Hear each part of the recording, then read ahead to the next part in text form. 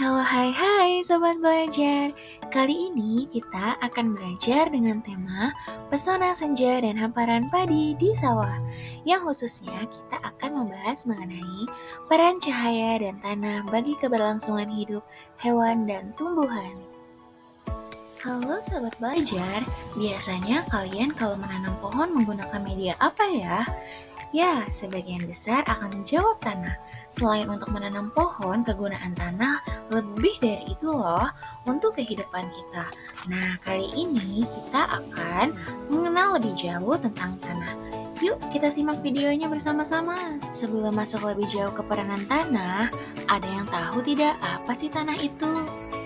Tanah merupakan campuran dari mineral, udara atau gas, air, bahan organik, dan berbagai macam organisme.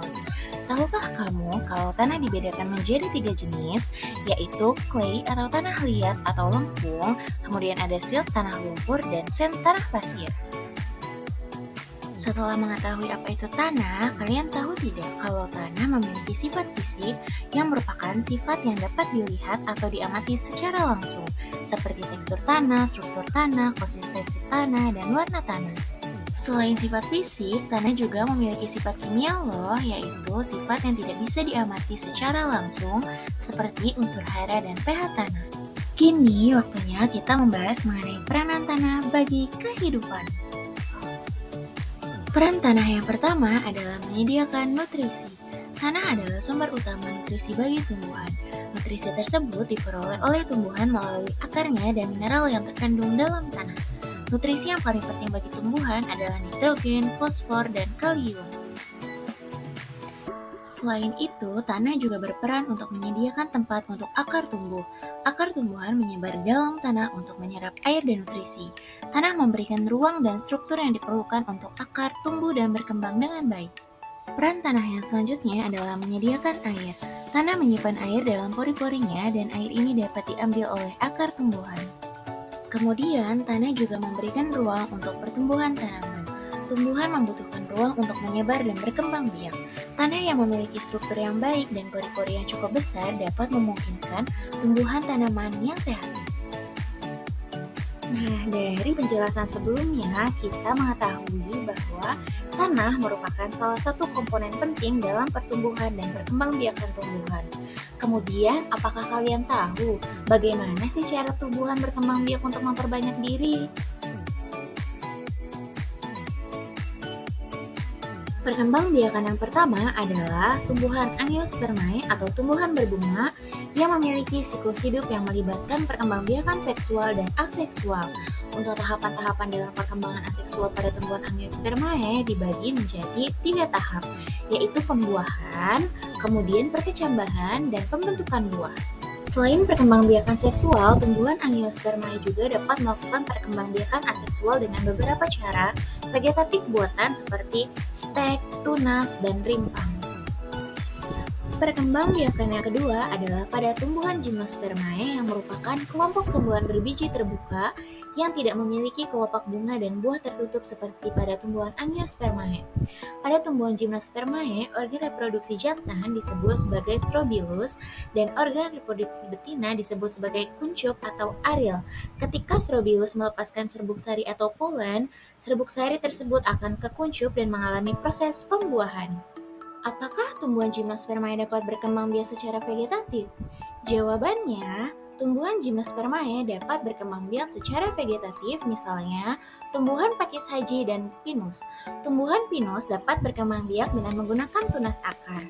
Selain menggunakan tunas akar, tumbuhan Gymnospermae dapat pula melakukan perkembangbiakan secara vegetatif dengan cara stek atau cangkok. Selain membutuhkan tanah, tahukah kalian bahwa tumbuhan juga memerlukan cahaya matahari untuk melakukan perkembangbiakan?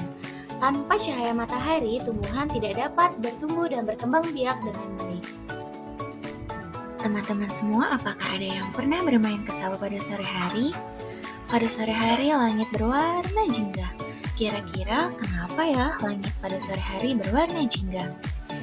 Untuk tahu jawabannya, mari kita belajar bersama-sama dan simak video ini sampai akhir.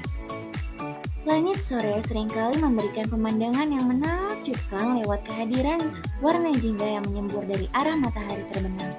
Ini dikarenakan ada yang namanya fenomena hamburan Rayleigh yang mengacu pada hamburan cahaya ketika cahaya matahari melewati molekul udara. Hal ini terjadi jika diameter partikel atmosfer lebih kecil dari panjang gelombang sinar yang berinteraksi. Berdasarkan panjang gelombangnya, gelombang cahaya tampak diurutkan sebagai berikut. Dari yang terpendek hingga yang terpanjang, yaitu ungu, indigo, biru, hijau, kuning, jingga, dan merah. Saat posisinya amat rendah di cakrawala kala terbenam, cahaya matahari mesti lebih banyak di lapisan-lapisan atmosfer. Hal ini menyebabkan lebih banyak spektrum warna, termasuk ungu, biru, dan hijau meski tidak seragam. Apakah kalian tahu bahwa cahaya juga memiliki sifat-sifat loh? Sifat-sifat cahaya diantaranya ada cahaya dapat merambat dalam garis lurus, kemudian cahaya juga dapat dipantulkan, yang ketiga adalah cahaya dapat dibiaskan, dan yang terakhir adalah cahaya merupakan gelombang elektromagnetik. Ketika kalian ingin melihat pemandangan yang bagus, organ apa sih yang berfungsi untuk melihat pemandangan tersebut? Ya, organ tersebut adalah mata, yang merupakan salah satu indera pada manusia. Untuk mengetahui lebih lanjut bagaimana mata dapat berfungsi untuk melihat, yuk kita mempelajari mengenai struktur mata manusia. Simak baik-baik ya videonya. Struktur yang pertama adalah sklera. Sklera terletak di lapisan luar mata dekat kornea dan menahan bentuk mata melalui serat-seratnya yang kuat. Kemudian ada kornea. Kornea mengontrol jumlah cahaya yang masuk ke mata dan memfokuskan cahaya yang diterima. Kornea terletak di depan mata menutupi pupil, iris, dan bilik mata depan. Struktur yang selanjutnya adalah lensa. Lensa dan lensa kristal memiliki anatomi mata yang sama dengan tujuan meneruskan cahaya ke retina. Selanjutnya pupil yang terletak di bagian tengah mata dan ditutupi oleh kornea memungkinkan cahaya masuk ke dalam mata dan difokuskan di retina oleh lensa membentuk gambar. Selanjutnya ada iris yang terletak di belakang kornea dan di depan lensa kristal yang berfungsi untuk mengontrol ukuran pupil dan mengatur jumlah cahaya yang masuk ke dalam mata.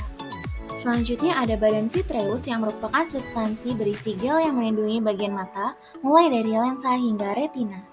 Struktur yang selanjutnya ada retina yang terletak di bagian belakang mata yang berfungsi menerima cahaya yang melewati lensa dan mengubahnya menjadi gambar visual. Selanjutnya ada pembuluh darah retina yang memasok darah ke neuron retina bagian dalam. Sedangkan kariok kapilaris di bawah epitel pigmen retina menyediakan oksigen ke lapisan fotoreseptor melalui difusi. Selanjutnya ada saraf optik yang terdiri dari jutaan serabut saraf yang berfungsi membawa pesan dari mata ke otak dan memanjang langsung dari bagian belakang mata yang dimulai dari cakram optik. Struktur yang selanjutnya adalah saluran hieloid. Saluran ini memiliki arteri hieloid yang memasok darah ke lensa yang sedang berkembang. Mungkin cukup sekian pembelajaran kita hari ini. Sampai jumpa di video pembelajaran berikutnya. Bye-bye!